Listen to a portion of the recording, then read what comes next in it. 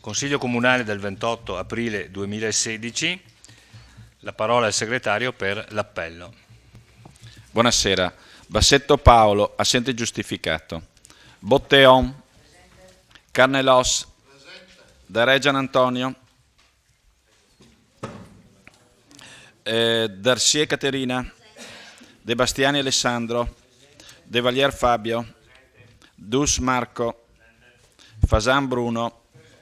Fiorin Fiorenza, Maset Giuseppe, Posocco Gianluca, Sant'Antonio Paolo, Saracino Matteo, Sonego Elisa, Tocchet Silvano, Presente. Tonon Roberto,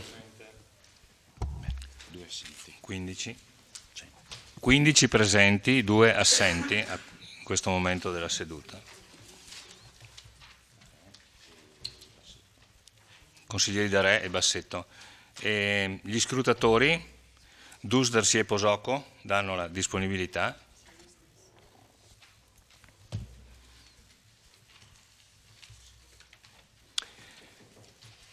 Prima di iniziare col punto 1 all'ordine del giorno, è arrivata una domanda di attualità a firma del consigliere Matteo Saracino, al quale do la parola.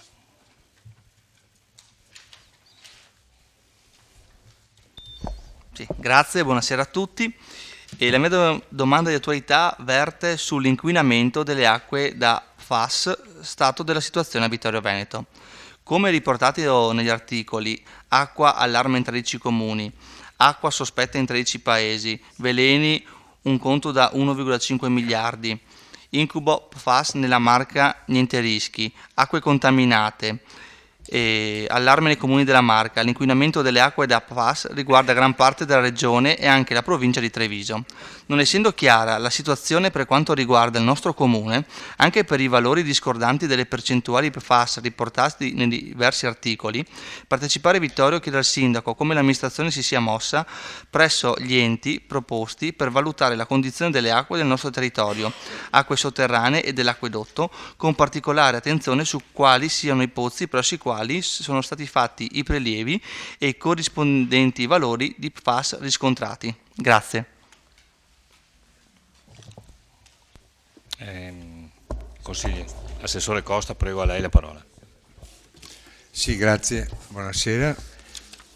Con riferimento alla domanda di attualità, informo che da alcuni mesi il Comune si è fatto parte attiva presso gli enti preposti per garantire il corretto monitoraggio della situazione. Il Dipartimento di Prevenzione dell'UL7 e il Servizio di Controllo Ambientale ARPAF di Treviso hanno attivato un sistema straordinario di monitoraggio che, da quanto a nostra conoscenza, ha dato sinora esito negativo. Non c'è quindi, per quanto a conoscenza del Comune, alcun pericolo di presenza di PFAS nelle acque destinate al consumo umano nel nostro territorio. Questo è stato anche pubblicamente dichiarato, sia per quanto riguarda le acque. Questo è dichiarato sia per quanto riguarda le acque destinate al consumo umano che le altre dal direttore generale dell'ULS. Per quanto riguarda le acque sotterranee, si è convenuto nel corso di un incontro tecnico tenutosi in provincia sulla gestione della discarica di Forcal, che è stato proprio questa mattina, ecco, si è convenuto di verificare anche il parametro PFAS nelle ordinarie analisi delle acque. Mi permetto di ricordare che questa è una competenza esclusiva della Regione, che agisce attraverso i propri organi, le proprie istituzioni, e che, da quel che si capisce, ci sarà anche una spesa per la Regione Veneto non indifferente. Ecco, ho finito. Grazie.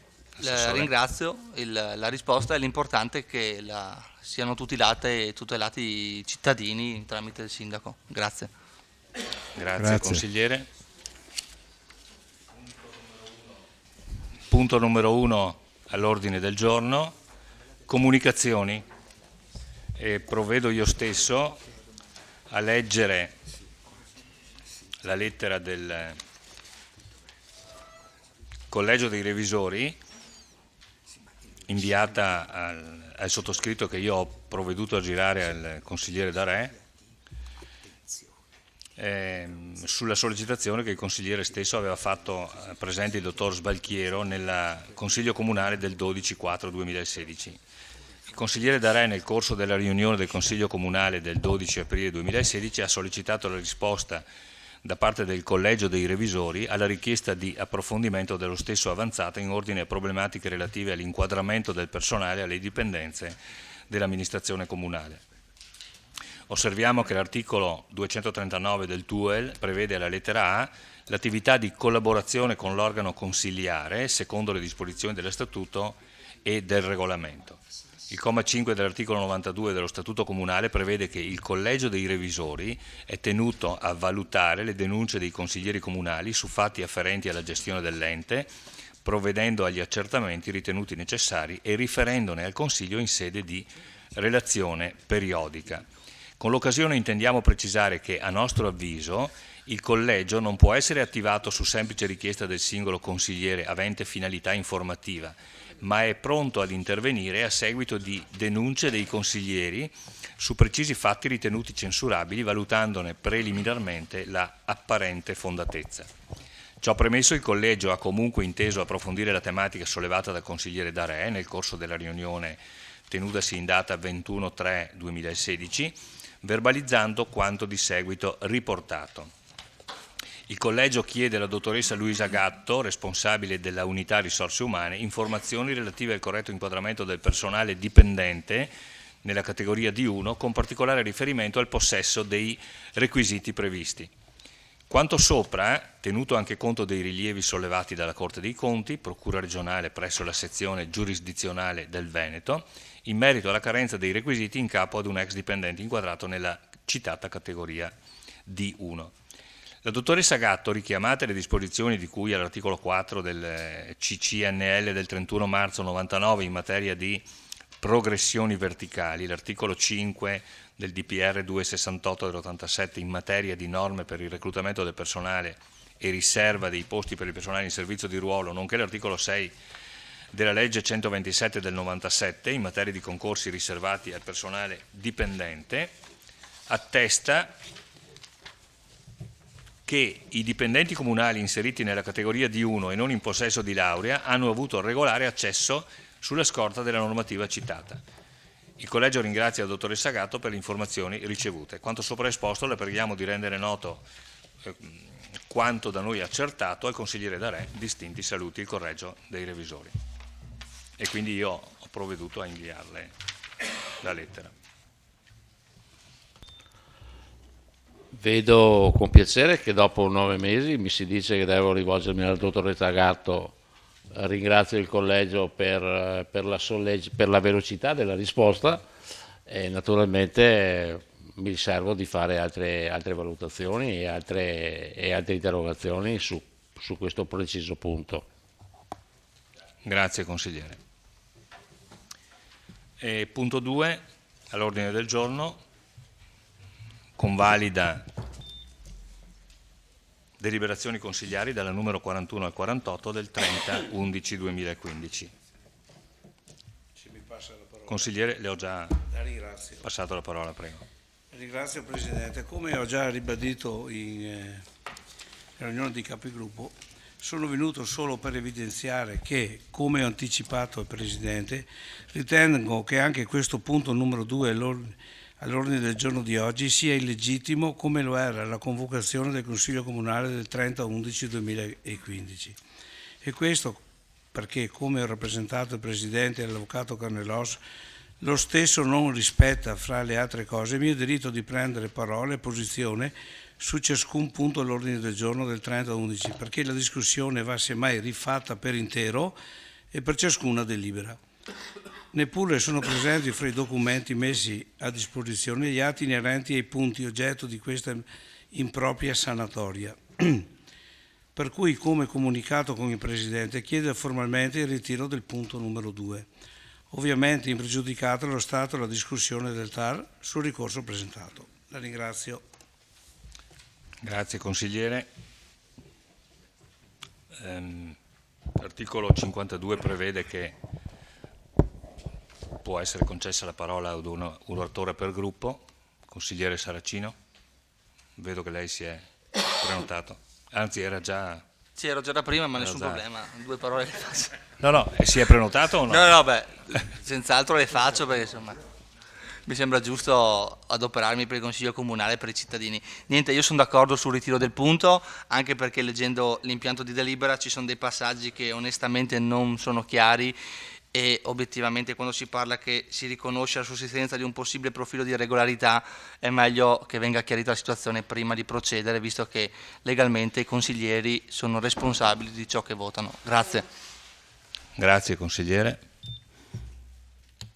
Consigliere Carnelos. Sì, breve flash, perché visto che nella dichiarazione del consigliere Fasan sono citato, effettivamente credo che su questo punto possa essere opportuno un rinvio, e dico questo proprio perché è opportuno. Io credo, mi viene in mente l'onorevole Martinazzoli tanti anni fa diceva che purtroppo la politica aveva dimenticato la parola mitezza. Lui diceva che la politica deve essere mite, e io credo che effettivamente questo sia un valore, e effettivamente se un rinvio serve per tranquillizzare i consiglieri, serve per garantire a tutti i consiglieri, e nella fattispecie in questione al consigliere Fasan, l'esercizio legittimo della prerogativa consigliare, credo che spostare di qualche giorno, ovviamente nel rispetto dei termini previsti, sia, come si può dire, anche una prova del gentleman agreement che sempre dovrebbe caratterizzare il rapporto fra maggioranza e opposizione. Noi testardamente, come Partito Democratico, crediamo che i rapporti debbano essere sempre civili e che lo scontro debba essere politico, ma mai personale. Per cui credo che sia, anzi do l'assenso, visto che è la dichiarazione anche del gruppo, per il ritiro del punto. Grazie. Grazie consigliere.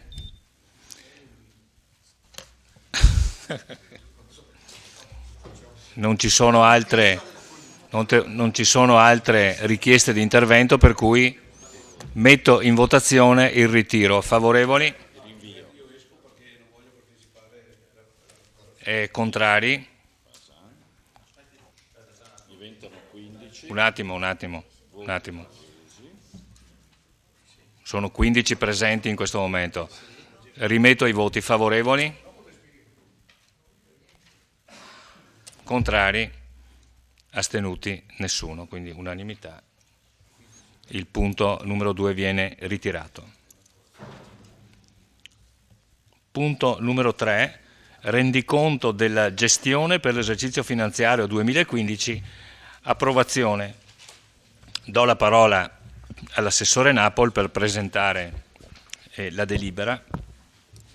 Prego, assessore. Sì, grazie, buonasera a tutti. Stasera abbiamo qui anche il presidente del collegio dei revisori, il dottor Alberto Sichirollo, che saluto e ringrazio per la sua presenza, che poi ci darà anche lui il suo contributo così per un migliore inquadramento di questo argomento. Facevo prima una riflessione che in questi 20 mesi di amministrazione abbiamo portato in Consiglio Comunale 5 documenti relativi ai bilanci, quindi 3 bilanci di previsione e 2 bilanci di conto consuntivo. Quindi significa ogni 4 mesi abbiamo votato un provvedimento di bilancio, quindi è un ritmo direi più che serrato, che ha comportato un lavoro notevolissimo da parte della struttura e da parte dei responsabili che sono qua alla mia destra, la dottoressa Giorgia Elvassore e la dottoressa Paola Costalonga, che è responsabile del Dipartimento.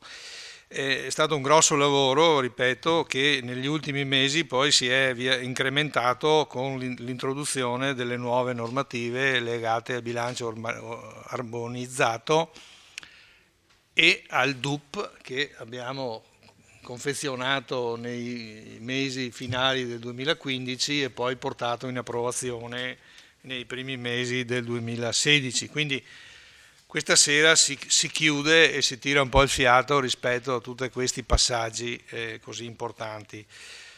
Una leggera pausa perché poi si riprenderà subito e quindi perché entro il 31 luglio dovremmo approvare il DUP per il 2017 e quindi ci prendiamo qualche settimana di, come dire, non dico di relax, ma di concentrazione su altre cose, ma però siamo comunque chiamati a un nuovo ciclo di impegni. Ecco, che dire? Diciamo che il conto consuntivo è la chiusura, diciamo, del tirare una riga e fare un attimo così un conteggio finale. Anche in questo caso io credo che valgano solo la pena di fare alcuni richiami molto semplici, perché poi insomma i documenti sono tutti allegati, credo che ciascuno di voi abbia avuto la possibilità di dare un'occhiata ai risultati finali.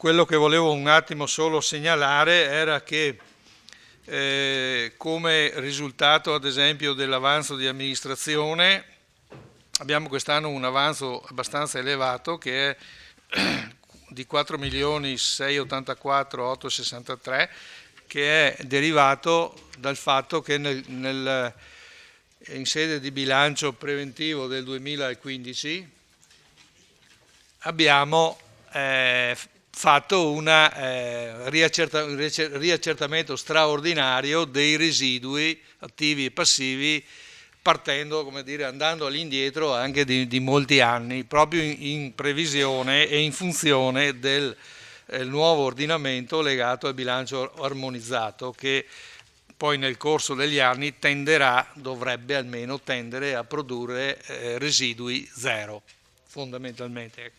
Quindi poi questo avanzo di amministrazione viene suddiviso in tutta una serie di parti con parti vincolate, eccetera, eccetera, e la parte effettivamente utilizzabile è abbastanza inferiore, nel senso che noi la parte che abbiamo applicato per esempio al bilancio 2016, per quanto riguarda mi pare investimenti, parte di investimenti, era circa 650.000 euro. Di questa parte qua. Ecco, le entrate tributarie, così tanto per dare qualche dato, negli ultimi 3 anni, complessivamente partendo dalla categoria imposte, la categoria 1 imposte, categoria 2 tasse, categoria 3 tributi speciali, ha portato questi totali. Allora, il 2013 abbiamo avuto 12.378.152, il 2014 12.573.647, il 2015 11.591.001.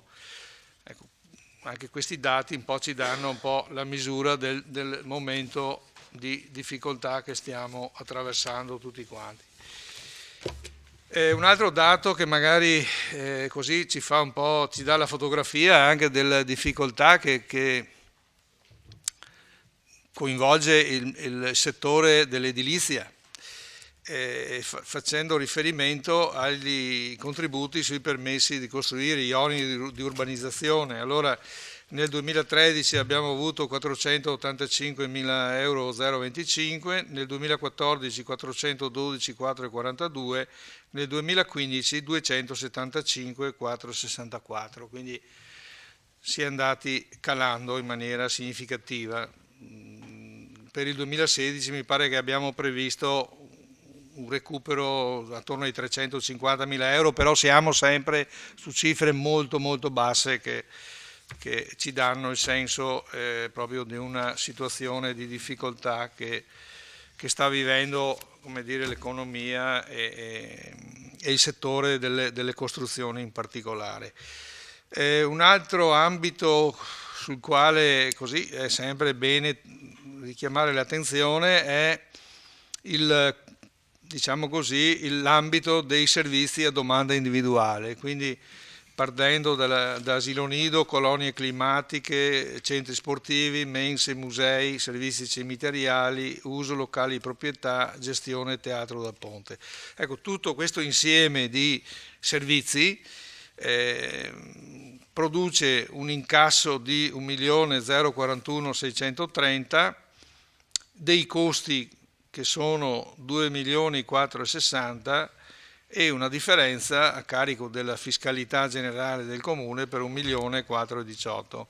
Quindi anche questo è un elemento importante, nel senso che questo testimonia l'impegno e anche il sacrificio economico che i cittadini, che il Comune attraverso, come dire, i contributi dei cittadini mette a disposizione della collettività per mantenere, diciamo, un livello di servizi e di attività di tipo culturale, ma anche, come dire, così, servizi che contribuiscono a tenere un livello di decoro nella collettività e nella società importante, e quindi sono comunque cose sulle quali è bene avere consapevolezza, ecco, nel senso che tutto questo ha un costo per le casse del Comune e quindi per i cittadini abbastanza rilevante.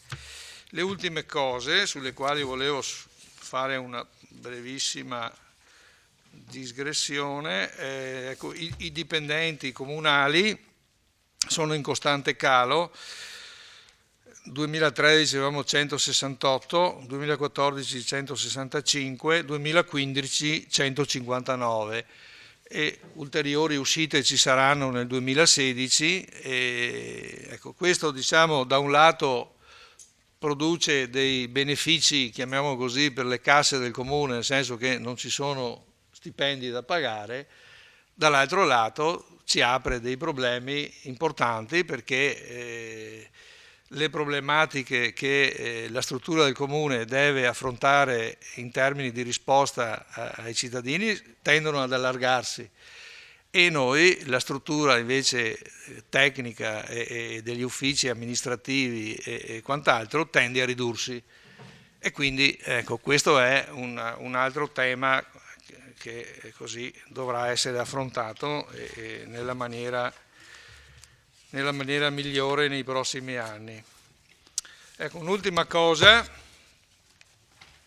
l'indebitamento. Ecco, l'indebitamento dell'ente, sempre facendo riferimento alla relazione dei revisori, ha avuto questa evoluzione. Nel 2013 erano 13.409.000, nel 2014 11.489.000, nel 2015 9.898.000, questo per effetto degli ammortamenti che venivano di anno in anno pagati. A questi però vanno aggiunti la quota di, chiamiamolo così, indebitamento, anche se non è considerato un debito vero e proprio, come lo sono i mutui ad esempio, che costituiscono lo stock del debito che vi ho detto prima, e sono i derivati famosi che da quest'anno, per la parte più importante, abbiamo cominciato a pagare. Allora, se noi andiamo a sommare a questi 9.898.000 erotti i 10.544.196 che era il valore al 31/12, arriviamo a 20.442.988 complessivamente, che divisi per pro capite, i cittadini del 2015 sono 28.232, producono nella prima ipotesi 350,60 euro pro capite di debito. Sommando le due cose produce 724,106. Quindi ecco, questa è una situazione, ovviamente tutto è sotto controllo, nel senso che il bilancio è costruito per ovviamente tener conto delle esigenze della gestione del debito, sia quello derivante da mutui sia quello derivante dagli swap, e quindi insomma questa è la realtà della situazione che ci troviamo ad affrontare. Quindi io mi fermerei qui, nel senso che il conto consuntivo, diciamo così, è un prendere atto di una situazione, nel senso che abbiamo avuto il bilancio di previsione, nel corso dell'anno ci sono state delle variazioni di bilancio, poi abbiamo avuto l'assestamento di bilancio al fine di novembre, 30 di novembre dello scorso anno, nel quale è stato verificato l'andamento dei conti, dove vi ricordate abbiamo fatto un robusto aggiornamento dovuto al venir meno di una importante quota di finanziamento che doveva venire dall'Enel per gli accatastamenti delle centrali eccetera, quindi tutta l'architettura è stata aggiornata e ricontrollata, quindi da questo punto di vista siamo assolutamente nel rispetto delle norme, della correttezza e anche della, diciamo, corretta gestione amministrativa del bilancio del Comune. Io mi fermerei qui, adesso so che il dottor Sichirollo così aveva piacere di fare anche lui, come dire, dare una mano per una maggiore comprensione, e quindi gli do subito la parola.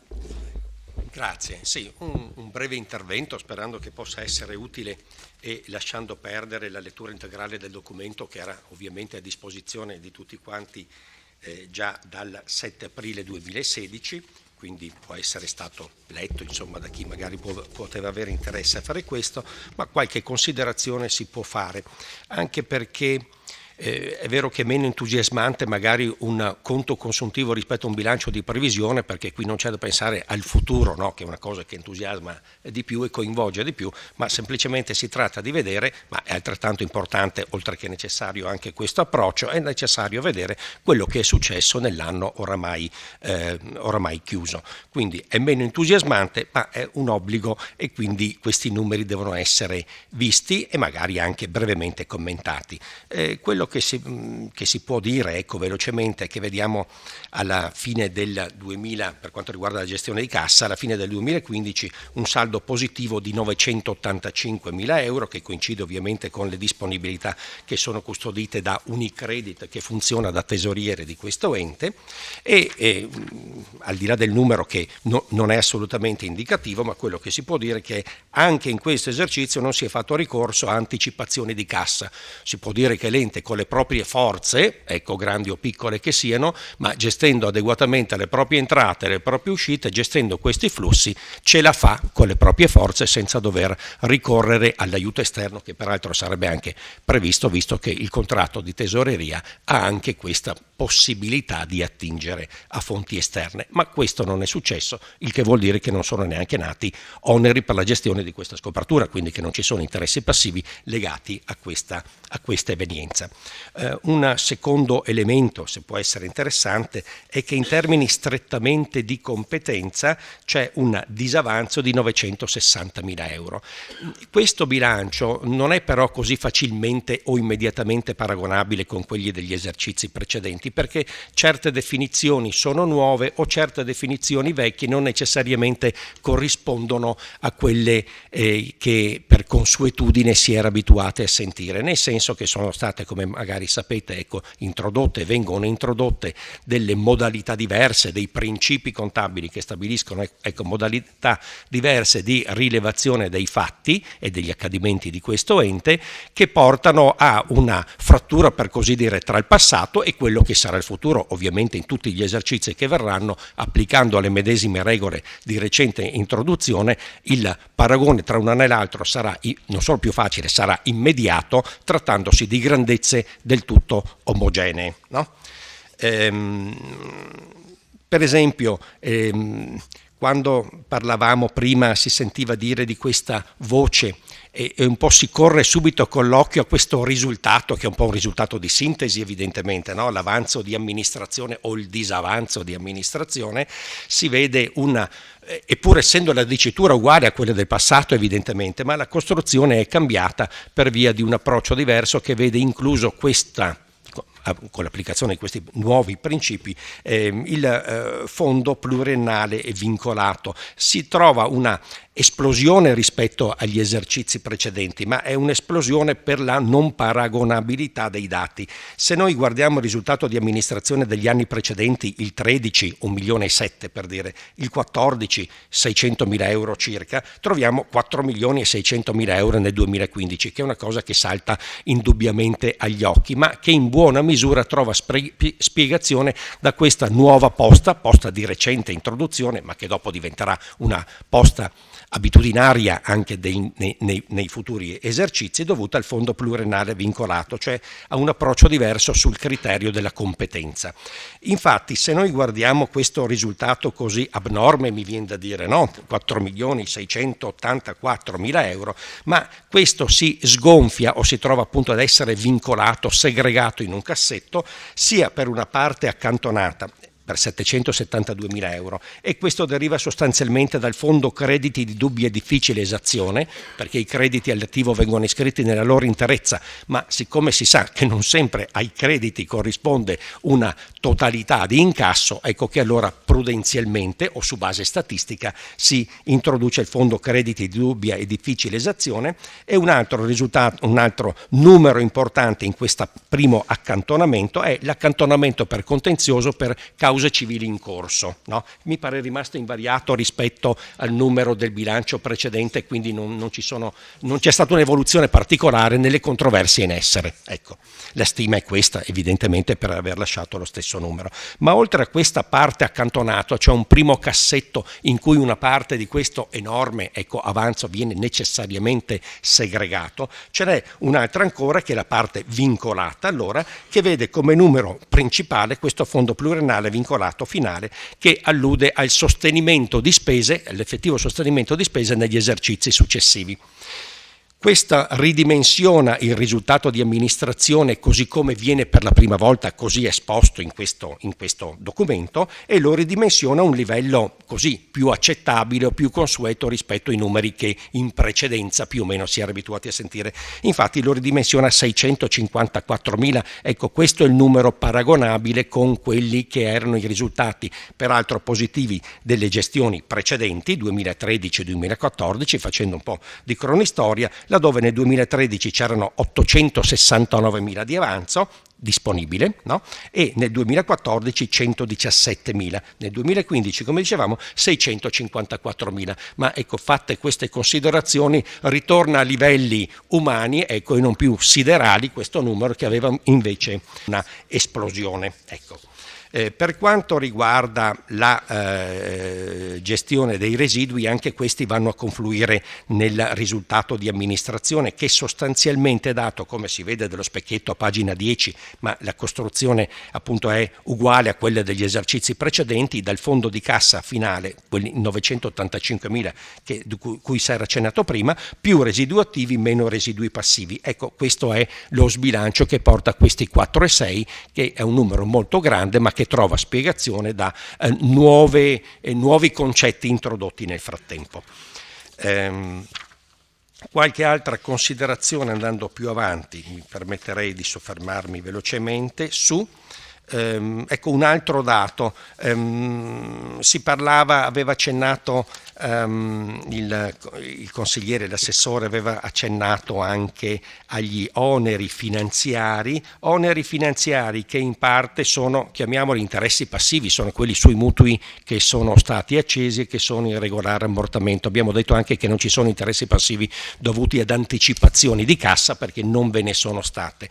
Però in questo concetto, oltre a interessi passivi in senso così stretto ma facilmente comprensibile, ci sono oneri finanziari diversi nella misura di 73.000, direi, che sono dovuti alla regolazione trimestrale, penso che abbia una cadenza semestrale, alla regolazione di quel contratto. Sono due a dire il vero i contratti in essere, ma l'effetto è solo relativo a uno solo di questi per l'anno 2015, a quei contratti derivati che hanno portato una quantificazione, diciamo così, a sfavore, chiamiamolo oneri finanziari diversi, ecco quello che qui si vede citato a pagina 18, dove c'è la somma di questi due fenomeni diversi, insomma interessi passivi e gestione del contratto derivato, per un totale di 192.000, ecco questo è l'importo complessivo.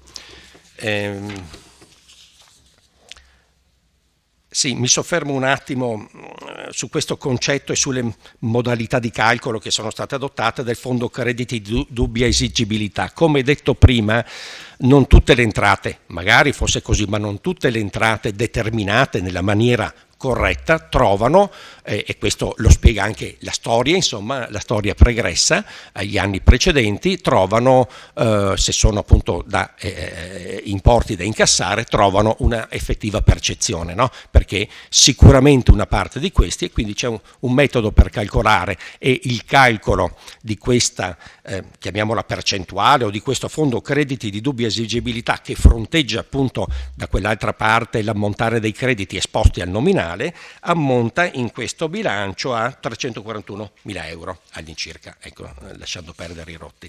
E questo tiene conto anche di un'analisi storica, insomma, di quello che è successo prima. L'esperienza aiuta e aiuterà anche in futuro per vedere quanto può essere inesigibile il credito, fermo rimanendo che il credito è iscritto perché è sacrosanto, nel senso che esiste il presupposto giuridico, ma non basta il presupposto giuridico, come si diceva, per riuscire a portare a casa il 100% di quanto dovuto, ma la percentuale evidentemente è sicuramente inferiore al 100%. Poi, soffermandoci un attimo su quell'indebitamento che si diceva prima, si nota un calo, l'indebitamento sotto forma di mutui, si nota un calo nel triennio di, diciamo così, una cifra che si avvicina moltissimo ai 2 milioni di euro, a quasi 2 milioni di euro, per cui avevamo un importo di 13,4 milioni nel 2013, sceso a 11,4 milioni nel 2014 e nel 2015, anno che ci interessa, 9 milioni 898. Questa è la parte in linea capitale dei mutui che saranno pagati secondo il loro piano di ammortamento. I mutui sono in regolare ammortamento, questo si può dire, quindi la posizione del Comune è regolare nei confronti degli istituti eroganti, no?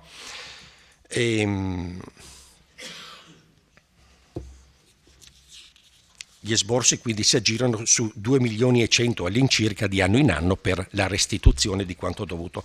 Una precisazione: in questo anno 2015 c'è stata anche l'accensione di un piccolo, se si può dire piccolo, mutuo di 400.000 euro e mi ricordo relativo a una scuola o scuola materna, insomma, ecco.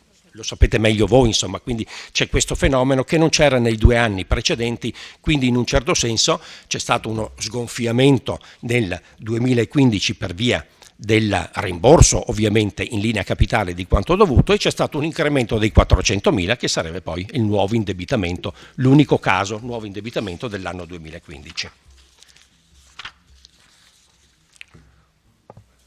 Si rileva anche, si può anche rammentare come fatto significativo, ecco, del 2015, che anche in questo esercizio, come peraltro nei 2 precedenti, ecco, guardando sempre un attimo un triennio, un'estensione temporale di un triennio, non ci sono debiti fuori bilancio. Del resto anche durante l'anno, quando vi siete riuniti, ogni tanto viene fuori, ecco, questa ricognizione sui debiti fuori bilancio e attestazione da parte di chi di dovere che debiti fuori bilancio non ve ne sono.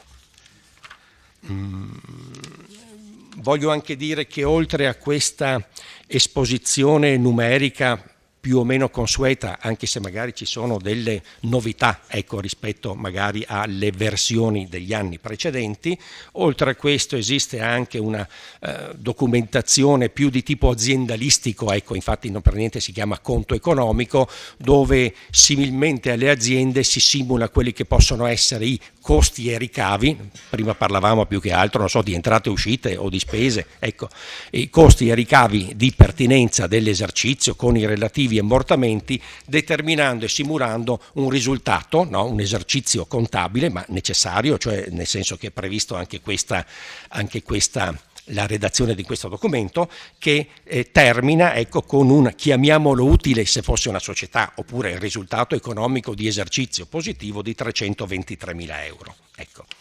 Questo risultato positivo del conto economico viene riflesso ovviamente nel conto del patrimonio, che tiene conto delle attività ovviamente di proprietà dell'ente. A decremento poi ci sono le passività che gravano sull'ente, l'incremento di questo utile, chiamiamolo così, un risultato positivo, è pari all'incremento rilevato e iscritto del patrimonio nell'anno. Ecco, l'utile aumenta il patrimonio, come un po' fosse un bilancio societario per chi magari ne ha più dimestichezza. Ecco.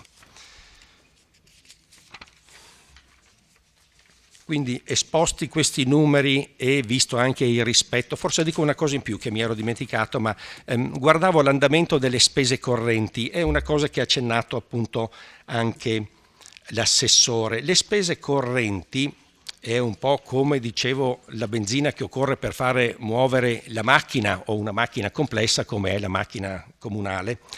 Le spese correnti sono in diminuzione, perché se guardiamo l'evoluzione del triennio, 19 milioni e un po' di più, 16 milioni e un po' di più, 15,9 milioni nell'anno 2015, intercettando la stessa tipologia che può essere classificata appunto come spesa corrente.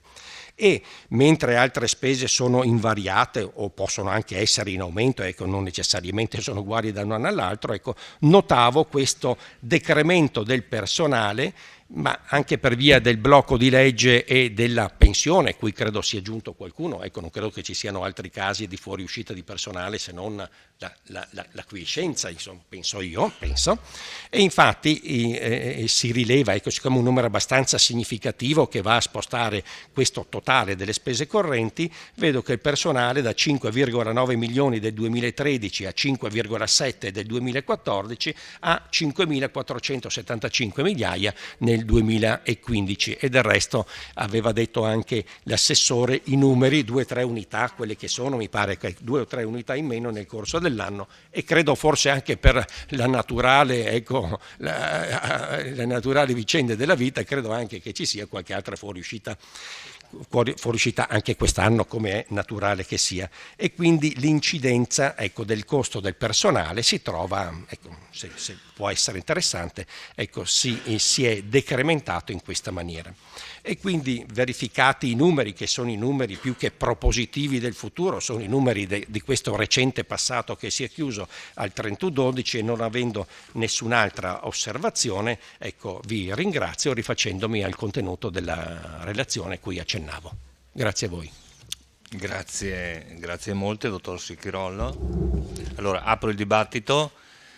Sarebbe auspicabile, come è stato fatto altre volte, che la prima parte fosse di carattere un po' più tecnico e poi magari le domande di carattere politico. Comunque, massima libertà, la parola al consigliere Sant'Antonio. Sì, Presidente, io penso che ci sia un difetto procedurale nel voler trattare questa delibera al punto numero 3. Infatti volevo sollevare un'eccezione alla clausola pregiudiziale dell'articolo 52 per rimandare il punto all'ordine del giorno. Infatti le motivazioni sono queste: se è stato correttamente ritirato il punto numero 2, che riguarda, come peraltro sottolineato dal collega Carnelos, che diceva a garanzia del collega Fasan, ma io dico a garanzia anche della maggioranza, perché la delibera non era proprio fatta a nostro modo di vedere in modo, diciamo, corretto. Quindi se è stato giustamente ritirato il punto numero 2, che riguardava l'assestamento di bilancio, penso che sia il caso, e quindi la convalida di tutte le deliberazioni dalla numero 41 alla numero 48 che riguardavano l'assestamento del bilancio, penso che non sia il caso di discutere del bilancio che è strettamente collegato con queste delibere e quindi con la fase precedente dell'assestamento del bilancio. Quindi io porrei in votazione, chiedo di porre in votazione il rinvio di questo punto. Grazie. Grazie consigliere. Lei lo fa quindi ai sensi dell'articolo 52. Articolo 52. Comma 2, comma secondo, giusto? Comma 1, ritiro.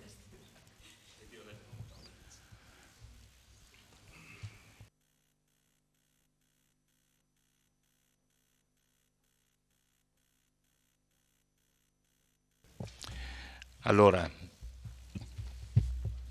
la delibera di convalida non è un presupposto per questa delibera, questa va per conto suo in qualche modo. La delibera di convalida è una cosa che si riferisce alla convalida del Consiglio Comunale del 30/11/2015. Nella delibera di convalida ci sono tutta una serie di delibere, tra l'altro approfitto anche per avvisare il commercialista che c'è in atto un ricorso al TAR su queste delibere. Tra l'altro nella vostra relazione io non ho neanche visto citato questo ricorso al TAR nelle premesse, nella parte introduttiva, quindi non so neanche se siete a conoscenza.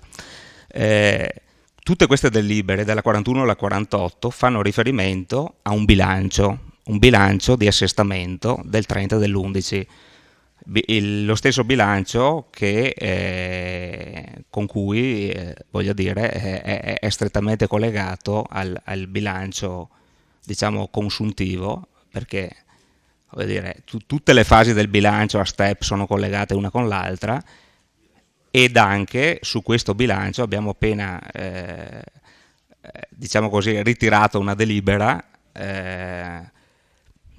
su cui c'è l'accordo di tutti, quindi penso che se una è legata all'altra, se una non è consistente, certo, perché dobbiamo ancora sapere il risultato, non sarà consistente neanche la seconda, che è strettamente collegata alla prima. Questa è la mia tesi. Grazie. Allora, grazie consigliere.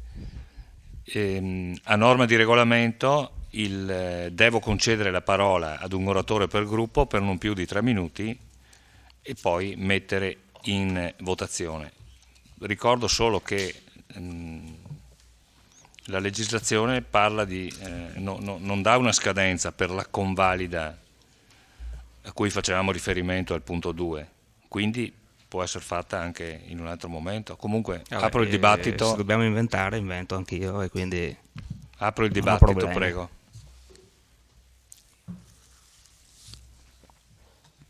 Allora, si è prenotato Saracino per primo? Sì, obiettivamente il ragionamento che ha fatto il consigliere Sant'Antonio è corretto, lo ravvedo corretto. O non era corretto rinviare il punto precedente, o è corretto rinviare anche questo. Visto e considerato che il ricorso che ha fatto al TAR Fasan verte su un bilancio, perché non è stato convocato, e noi andiamo a votare quello che, cioè il consultivo, cioè quello che è stato votato grazie a quella votazione, mi sembra corretto. A questo punto appoggio e voto favorevole a questo ritiro del punto. Consigliere Carnelos, prego. Sì, dunque, noi invece voteremo contrario al rinvio del punto all'ordine del giorno. Invero, in Consiglio Comunale a me piacerebbe parlare di politica e di amministrazione, invece vedo che molto spesso dicono gli avvocati azzecca garbugli, in senso ovviamente spregiativo o scherzoso, canzonatorio.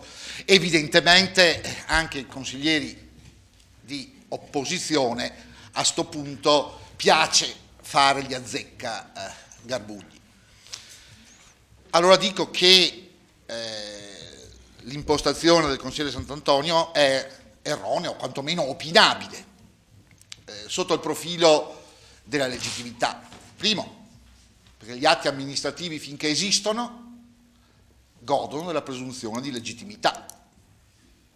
L'illegittimità può essere riconosciuta o dall'autorità che ha emesso l'atto attraverso un atto di autotutela, di annullamento, oppure in sede giurisdizionale.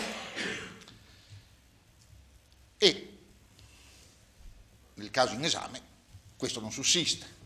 Seconda considerazione, il bilancio è atto autonomo perché in ogni caso, come noto, la convalida ha effetto ex tunc e non ex nunc.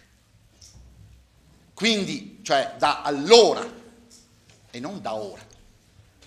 E quindi in ogni caso, nel momento in cui avviene la convalida, sempre che appunto fosse necessaria, perché anche lì è un atto di tuziorismo che l'amministrazione fa. Quindi sotto questo punto di vista la richiesta ci appare solo dilatoria, solo, come si può dire, per non discutere dei temi. E qui è davvero singolare che quando li ritiriamo noi si dice è perché non ne vogliono parlare. Quando lo domandano loro, invece, è perché non si capisce, non se ne dovrebbe parlare. Allora, almeno sotto questo profilo credo che siamo pari e patta, ma è la dialettica fra maggioranza e opposizione. Quindi credo è anche per, come si può dire, la città che esige un bilancio, che esige che su questi temi si discuta, e quindi noi voteremo contro il ritiro del punto all'ordine del giorno. Grazie. Grazie consigliere. Consigliere D'Arè. Ma ritengo che l'osservazione fatta dal consigliere Sant'Antonio sia un'osservazione giusta, che va, se è stato tolto il punto 2 con le deliberazioni 41 e 48, evidentemente ci sono delle perplessità. Non sono state tolte perché evidentemente qualche dubbio c'è all'interno dell'amministrazione, e quindi ritengo opportuno e valido anche l'osservazione del consigliere. Poi sulle osservazioni che fa il consigliere Carnelos, giustamente tra maggioranza e minoranza ci sono giustamente dei confronti, delle contrapposizioni che fanno parte della dialettica del Consiglio Comunale, e di chi ha torto e di chi ha ragione. Mi permetto, Presidente, però di fare un'osservazione, perché l'altro Consiglio Comunale, che io non c'ero, il consigliere ha tolto un punto all'ordine del giorno presentato dalla minoranza, e le ricordo che lei, quando un punto viene portato dalla minoranza, lo deve portare all'ordine del giorno. Poi la maggioranza, giustamente essendo maggioranza, può decidere cosa fare e toglierlo, oppure uscire dall'aula, oppure fare tutte le osservazioni e per chiudere anche questa posizione. Grazie consigliere. Consigliere Maset, prego. Grazie Presidente, buonasera a tutti. Noi non possiamo che essere d'accordo con quanto detto dal consigliere Sant'Antonio. È proprio, ritengo, una questione di logica. Andiamo a ritirare, tra l'altro all'unanimità, il punto numero 2, e logica vorrebbe, chiaro, poi collega Carnelos, che tutto è opinabile a questo mondo, però io ritengo che qua siamo proprio in presenza di un filo logico. Andiamo, ripeto, a ritirare all'unanimità un punto, ne abbiamo un altro, il punto 3, che è direttamente e strettamente collegato, sarebbe, a mio avviso e a mio modo di pensare, assurdo non ritirarlo. Porrebbe tra l'altro in netto contrasto una votazione con l'altra se, come mi pare di aver capito dall'intervento del collega Carnellos, questa maggioranza intende invece rigettarlo ed andare avanti. Ecco, comunque ribadisco, il nostro è sicuramente un appoggio al consigliere Sant'Antonio e quindi un voto favorevole al ritiro. Grazie. Grazie consigliere. Non ci sono altri interventi, quindi metto in votazione la proposta di ritiro del consigliere Sant'Antonio. Favorevoli? 1, 2, 3, 4, 5. Contrari? 12, 11, 11 e 10 e 5, 6, no, sto contando, 5 e 10, 15. Quindi la proposta è bocciata, è respinta. Quindi continuiamo col dibattito, apro il dibattito sul punto numero 3.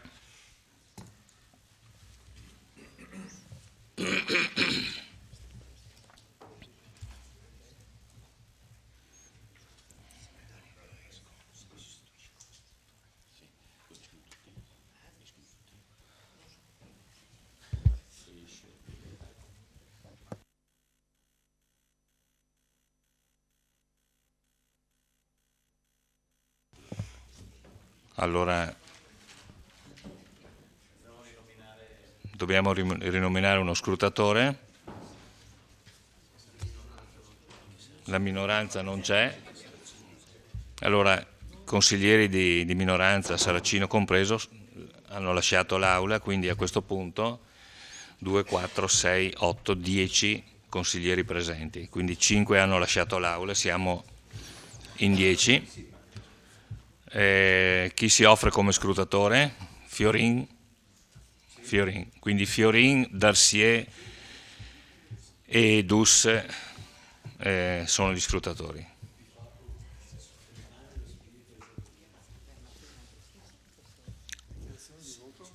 Se non ci sono interventi io posso anche mettere in votazione. C'è il consigliere Botteon, a lei la parola. Grazie Presidente, sì, un breve intervento, uno per ringraziare il Presidente dei revisori, dottor Sichirollo, per la relazione, anche perché ha risposto a un paio anticipatamente a un paio di osservazioni che avrei posto e che sono emerse anche in Commissione Bilancio. Commissione Bilancio che ha avuto dei momenti difficili proprio dovuti a questo FPV, questo fondo pluriennale vincolato, che effettivamente è una posta molto consistente, che va un po' a cambiare le regole, come ha detto lei in precedenza, e che effettivamente quindi ci ha posto in difficoltà sul raffronto tra i risultati di quest'anno e i precedenti. E inoltre anche risposto all'altra osservazione, volevo appunto chiedere tra le spese correnti dove si trovavano imputate le spese del contratto derivato. Mi ha anticipato nella sua risposta, quindi la ringrazio. Una sola osservazione che penso sia importante, penso per tutti noi ma anche per tutti i cittadini, riguardo a un'osservazione che è già stata fatta, però va sottolineata, ovvero cosa vuol dire amministrare con una spesa corrente diminuita così fortemente negli anni, perché passare dal 2013 a 19 milioni, 2014 16, 2015 15 e 9 vuol dire 3 su 19, il 15% in meno. E 15% in meno penso che su un budget di ognuno di noi, di qualsiasi famiglia, ovviamente anche di amministrazione, sia una percentuale decisamente importante, e quindi è importante osservare quanto sia difficile oggi dover affrontare le spese, quindi mantenere elevati servizi con un livello di spesa corrente così fortemente diminuito. Grazie. Grazie consigliere. Consigliere Carnellos, a lei la parola. Sì, prima parlavo della mitezza della politica, devo constatare che questa sera è muta. Pazienza, vorrei rammentare che l'Aventino non è mai una bella cosa e potremmo dire che non servirebbe dir nulla. Siamo la maggioranza, potremmo votarci tranquillamente il bilancio, ma credo che sul bilancio la città abbia il diritto di conoscere da parte dei rappresentanti del popolo cosa ne pensano, qual è stato l'iter amministrativo svolto in quest'anno, anche perché credo che come Partito Democratico, come consiglieri del Partito Democratico, questo è il primo bilancio che spetta totalmente alla nuova amministrazione. È il secondo consuntivo che facciamo, ma è facile rammentare che quello dell'anno scorso ovviamente era in condominio, 6 mesi nostro e 6 mesi dell'amministrazione calante, della precedente.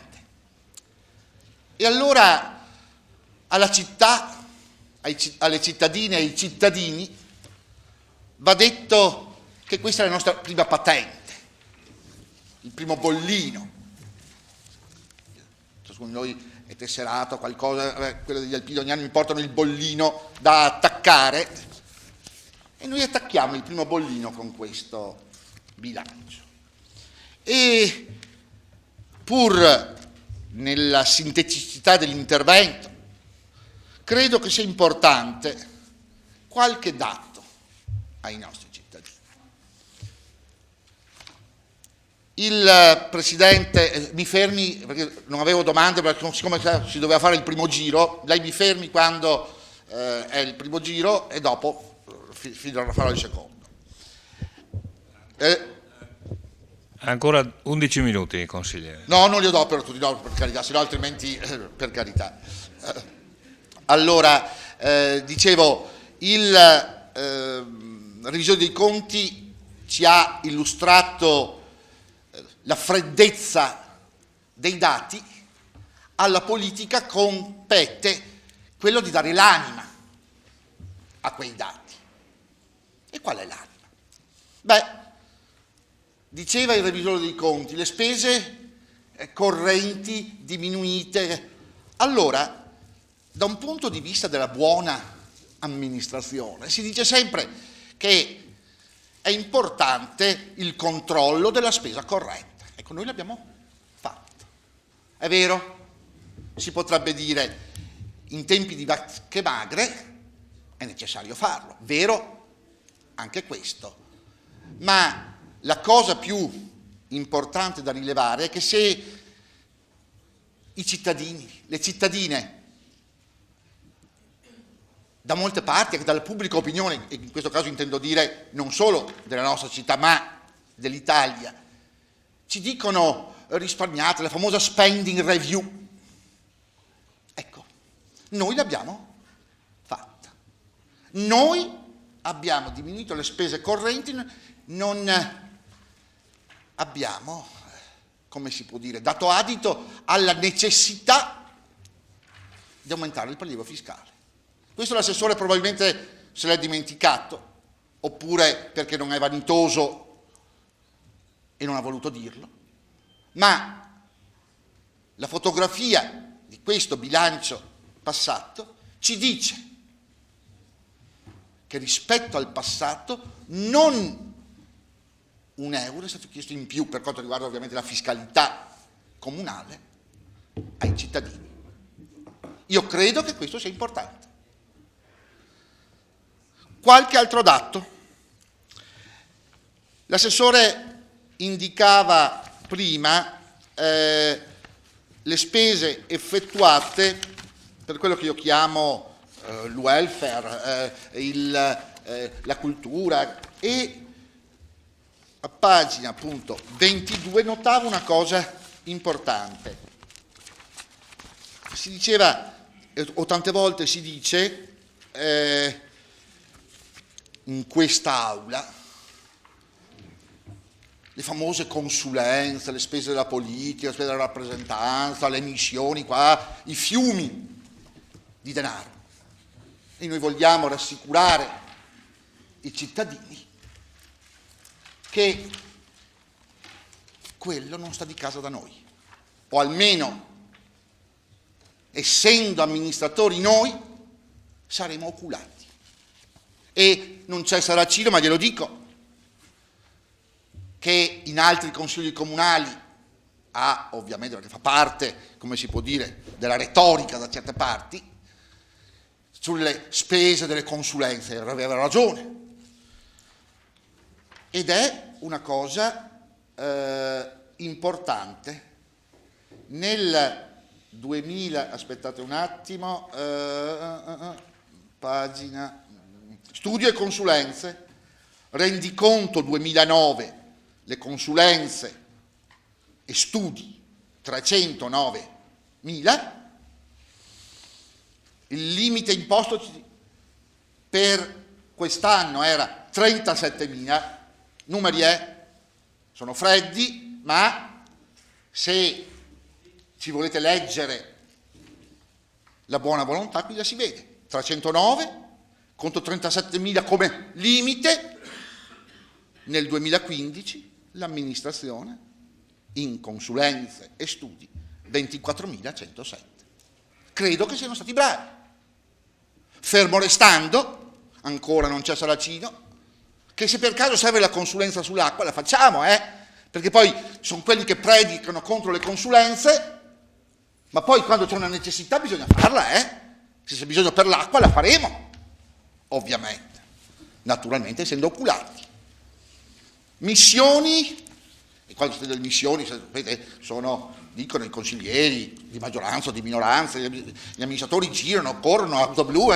Allora, missioni, rendiconto 2009, 11.561, che non è tanto, naturalmente, ma noi siamo stati più bravi. Nel 2015, missioni, 2.133 euro. Credo che siano stati bravi. Io credo che talvolta, sapete cosa succede? Chi non guarda e non amministra i propri beni come fossero propri, si mette missioni, si fa. Io credo che siano andati e abbiano pagato loro, sapete? Oppure noi consiglieri, se ci siamo mossi da qualche parte, non è che abbiamo messo là 2,30 euro per andare a Treviso con l'autostrada, anche se sarebbe possibile. Ma credo che noi siamo superiori a queste cose.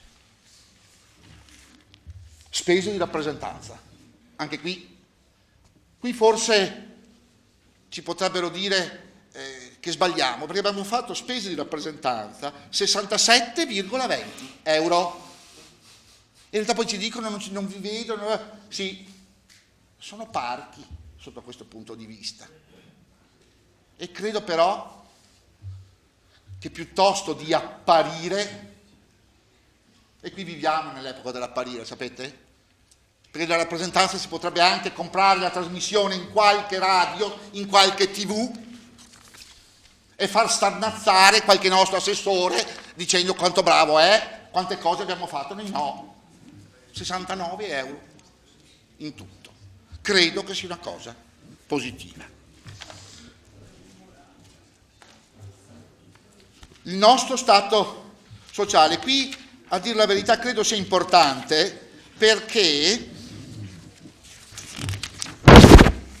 talvolta nella vulgata della pubblica opinione si dice sì, i servizi, cosa, paghi, che sono mica paghi.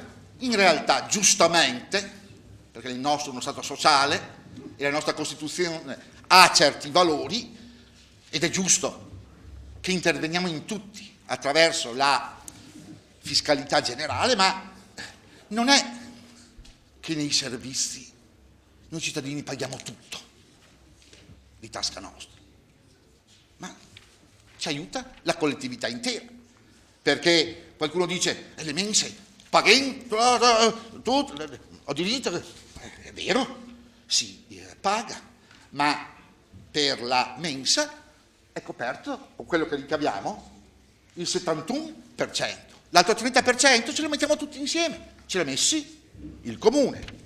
Talvolta nella vulgata dice non si fa niente per lo sport, povero sport, vero, si potrebbe fare di più naturalmente, sempre si può fare di più, ma anche lì allora il comune per lo sport spende 289.000, ha speso 289.000, ne ha riscossi per i servizi 37.000, vale a dire la copertura il 13%. Ma va benissimo, tenete presente che queste cose le dico per sottolineare che è giusto che sia fatto così, perché il nostro non è uno Stato liberista in cui i cittadini devono essere muti come un limone e pagare tutto, a quel punto vorrebbe dire che lo farebbero solamente chi ha solamente i ricchi, invece hanno diritto tutti. Quindi è giusto che lo sport, 13% l'hanno pagato, cercheremo di fare meglio, ma il resto non ci siamo tirati indietro. Ultima cosa, l'edilizia, diceva prima l'assessore, effettivamente sotto un certo profilo è la cartina, il tornasole della sofferenza italica in questo periodo, anzi io direi europea, di quella ripartenza che non c'è, oppure quella ripartenza che è più debole di quella sperata, che è quello dello 0, ma anche qui fatemi guardare il bicchiere mezzo pieno e non quello mezzo vuoto. Forse vorrà dire anche che si sarà sprecato meno territorio, perché anche qui giustamente la pubblica opinione, lo slogan su cui se si va fuori e per raccogliere firme ti vengono a parate, vabbè che adesso le firme le mettono dappertutto, quindi non costa niente, ma se uno fa basta cemento, giustamente per la tutela dell'ambiente, le firme le raccoglie. Sotto questo profilo io lo leggo anche come probabilmente, visto che fabbricati ne abbiamo già tanti, si è costruito un po' meno. Chissà che qualche ettaro in più sia rimasto al verde e al non edificato. Oppure potrebbe anche essere, non lo so, questo casomai faremo un'indagine con gli uffici, di solito la ristrutturazione come onere di urbanizzazione costa molto meno rispetto che la nuova edificazione. In quei numeri potrebbe esserci letto anche che forse i vittoriesi hanno preferito ristrutturare o fare interventi di manutenzione o fare interventi di recupero piuttosto di quello di fare nuovi alveari, nuovi bussolotti che poi rimangono vuoti e che servono solo alla speculazione edilizia. Primo intervento finito. Grazie. Grazie consigliere. Una considerazione tecnica su quello che ha detto è proprio l'ultima parte. Probabilmente molti interventi di ristrutturazione e manutenzione straordinaria che non danno oneri, efficientamento energetico degli edifici, sono intervenuti quindi positivamente sul patrimonio edilizio esistente e non sulle nuove costruzioni. Questo senza dubbio. Ci sono altri interventi? Non vedo altri interventi, quindi io metterei, se ci sono dichiarazioni di voto naturalmente, o primo giro come vuole, consigliere Dus, prego. Io a questo punto, non essendoci altri interventi, darei la parola per le dichiarazioni di voto, prego. No, allora, visto che ho la parola, buonasera a tutti innanzitutto, volevo solo far notare che c'è un'opposizione compatta, questo lo si denota questa sera, compatta nel fuggire, perché qui dell'opposizione non è rimasto più nessuno. Denoto una continua incapacità di fare un'opposizione costruttiva, nonostante all'inizio del mandato erano stati gli stessi consiglieri di minoranza a dire faremo un'opposizione costruttiva, se volete inquadrare i posti vuoti, se questo è costruttivo. Fuggire dal dibattito è irrispettoso, credo, nei confronti dei cittadini che hanno votato anche perché ci sia una minoranza all'interno del Consiglio. I problemi e le proposte devono essere affrontati in quest'Aula e non in altre sedi.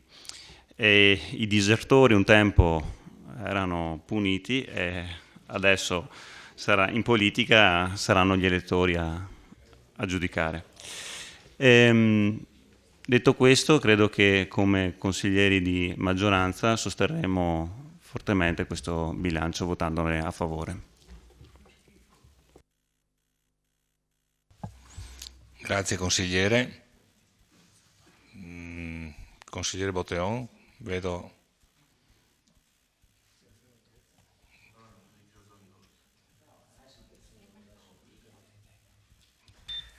Sì, Presidente, chiedo scusa, ma io la esorto a dare i tempi con sicurezza. Primo intervento, chiusura, primo intervento. Secondo intervento, chiusura, secondo intervento, dichiarazione di voto. Così almeno uno capisce quando può intervenire, perché molto spesso non si capisce bene quando è il confine di uno e quando inizia l'altro. Mi era sembrato di averlo detto. Secondo intervento, quindi molto molto breve. Quindi, volevo dire una cosa, siccome io sono stato consigliere di minoranza, e da consigliere di minoranza, insieme al collega De Bastiani, al sindaco Tonon e all'assessore Costa, molto spesso abbiamo sollevato temi e sollecitato il dibattito cittadino, soprattutto in occasioni importanti come quella di oggi, come quella del bilancio. E molto raramente trovavamo risposte nella maggioranza e quindi molto raramente avevamo un dialogo serio, costruttivo, che potesse portare un contributo alla città. Ora che mi trovo in maggioranza, mi trovo ancora una volta alla minoranza che non c'è su un tema importante come il bilancio. Se proprio volevano manifestare la protesta potevano farlo al momento del voto, però almeno discutere sull'andamento, sui conti del comune di Vittorio Veneto, e sicuramente dei motivi di dibattito sarebbero sorti, e dei motivi di dibattito interessante. E quindi è un po' frustrante essere sia da una parte che dall'altra e non riuscire a trovare una controparte adeguata in grado di affrontare un dibattito serio. Passo solo una piccola nota sulle osservazioni, su alcuni dati del conto consuntivo. Quindi prima è stato il consigliere Carnelos ha parlato di spese di copertura molto bassa per gli impianti sportivi. È interessante vederlo, secondo me, anche in raffronto con le altre voci. Se è vero che spendiamo quindi per gli impianti sportivi 289.000, il Da Ponte da solo fa la metà. Quindi il Da Ponte da solo costa metà di tutto, a spese che corrispondono alla metà di tutta la somma degli impianti sportivi cittadini, quindi piscine comunali, palazzetto dello sport, pista d'atletica, campo Barison, campo del Costa, e con una percentuale di copertura che è leggermente superiore, ma siamo sempre sotto il 20%. E inoltre anche i musei e le biblioteche costano ben di più, quindi 400.000 euro, quindi 4/3 rispetto agli impianti sportivi, quindi molto di più rispetto agli impianti sportivi, con una percentuale di copertura che è superiore, però siamo sempre su percentuali abbastanza basse. Quindi penso che questi siano dati importanti per poi effettivamente, quando si riflette sul dove investire, dove è opportuno investire, farlo di fronte a queste cifre, a questi rapporti tra una spesa e l'altra. Ho concluso, ringrazio.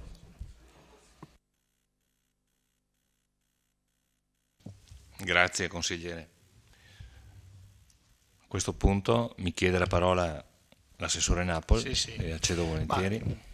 30 secondi per intanto ringraziare tutti i colleghi, i consiglieri comunali per le domande e gli interventi che hanno voluto dedicare al bilancio. Faccio così una breve battuta, se vogliamo, per sdrammatizzare un po' la roba. Io mi ricordo che quando ero in consiglio comunale nelle passate legislature fino al 2009, quando c'era il bilancio, la minoranza, e io ero minoranza, discuteva il bilancio e la maggioranza stava zitta. Adesso mi trovo esattamente nella stessa situazione a parti avverse. Abbiamo la minoranza che non partecipa al dibattito come prima e la maggioranza che fa il dibattito e giustamente fa gli interventi. Quindi voglio dire, siamo in una situazione così, vuol dire che noi siamo abituati a discutere, a dibattere e a entrare nel merito delle questioni. Del resto, come ho sempre detto, il bilancio non è un qualcosa di privato della maggioranza o dell'assessore di turno, è un qualcosa che viene messo a disposizione del Consiglio Comunale e di tutti i cittadini, nel senso che qui ci sono i soldi di tutti e tutti hanno diritto, come dire, a sapere come vanno le cose e anche eventualmente a dire la loro nel merito delle questioni. Quindi noi siamo, come dire, un libro aperto, massima trasparenza. Il comune è una casa di vetro, non c'è niente da nascondere, tutto è visibile da parte di tutti, quindi con questo io vi ringrazio e vi saluto. Grazie Assessore. A questo punto metto in votazione il punto numero 3 all'ordine del giorno, rendiconto della gestione per l'esercizio finanziario 2015, approvazione. Favorevoli? Nessun contrario, nessun astenuto, unanimità 10 consiglieri presenti. Metto in votazione l'immediata eseguibilità. Favorevoli? Unanimità, quindi approvata anche sia il rendiconto sia l'immediata eseguibilità.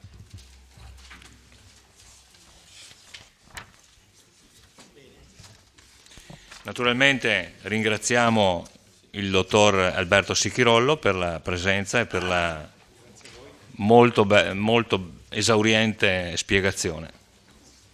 Grazie. Sì, ecco.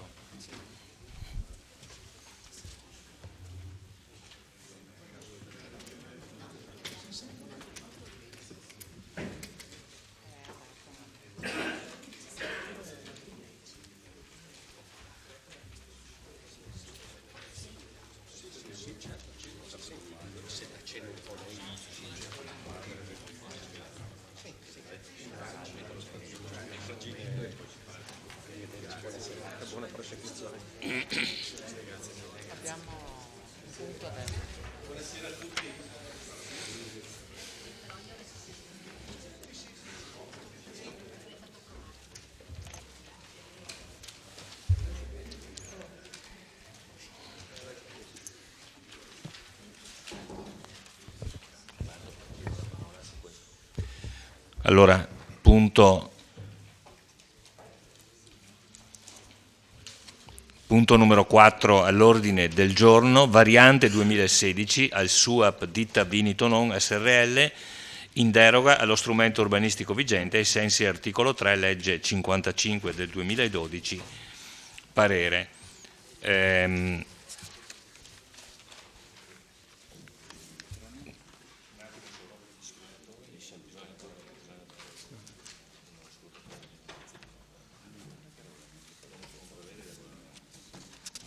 Stiamo valutando se può tornare a...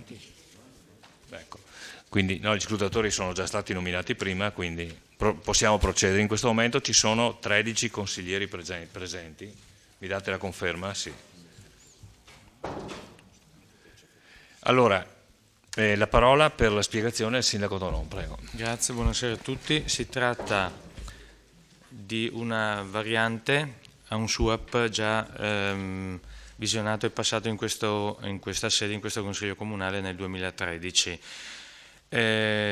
Due annotazioni riguardo alla storia di questo SUAP. Nel 2012 la ditta Vinitonon SRL ha presentato istanza di SUAP invariante allo strumento urbanistico riguardante la ristrutturazione e ampliamento dell'attività produttiva cantina Vinitonon. Tale SUAP era stato approvato appunto in questo Consiglio Comunale, come dicevo, con la delibera numero 16 del 15 luglio 2013. Sulla base di questa approvazione la ditta ha ottenuto un permesso di costruire e 2 successive modifiche non sostanziali con altri 2 permessi a costruire, rispettivamente nel 2013 e nel 2014. In data 7 marzo 2014 la ditta Vinitonon SRL ha presentato una variante al SUAP originario.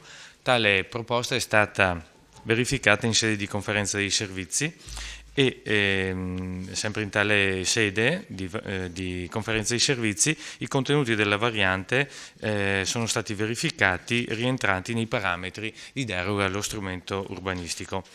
Inoltre sono stati recepiti tutti i pareri necessari, oltre al verbale della conferenza dei servizi, il parere favorevole con prescrizioni del genio civile, le asseverazioni dei progettisti e parere favorevole con prescrizione dell'ARPAV. In quarta commissione è stato visionato il 26 aprile scorso. Assieme al parere espresso dal responsabile del SUAP di settore, l'architetto Wanda Antoniazzi, è stato calcolato anche l'ammontare del contributo straordinario previsto in base alle linee guida decise con deliberazione di questo Consiglio Comunale il 31 marzo 2016 con delibera numero 8. Tale contributo ammonta oggi a 27.000 euro che la ditta si è dichiarata disposta a versare in un'unica soluzione. Perciò si chiede ovviamente, come previsto dalla normativa, un parere di questo organo consigliare. È presente l'architetto Antoniazzi, dirigente di settore, se ci sono delle domande tecniche in particolare. Grazie. Grazie.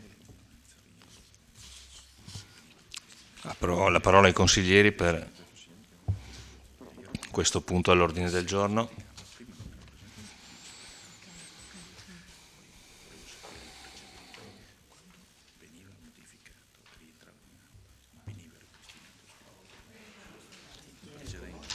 Non ci sono